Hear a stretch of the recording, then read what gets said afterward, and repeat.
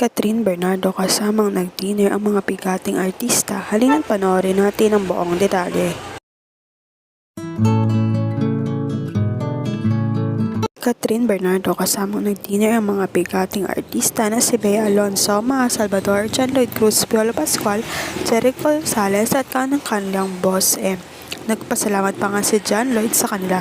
Ayon nga sa caption, "Pardon me while I burst, but thank you Mr. M and Tita Mariol for today. Thank you Piolo Pascual, Jericho Rosales, Bea Alonzo, Maha Salvador, Bernardo Cat, Karen Pascual, Ate Grace, and your son, and everyone around you who make your stars shine so bright.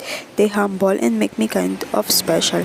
Wish you Heart Evangelista and Dieter Ocampo. Till we meet again."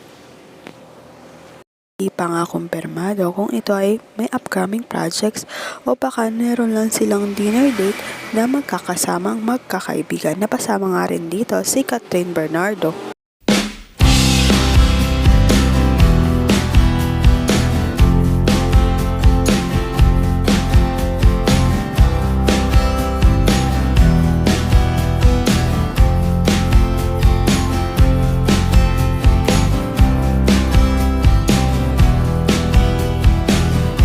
Sa ngayon, huwag kalimutang mag-like at subscribe sa aking YouTube channel, Celian Beats, para updated kayo sa celebrity issues at ganaps. Maraming salamat po sa panonood.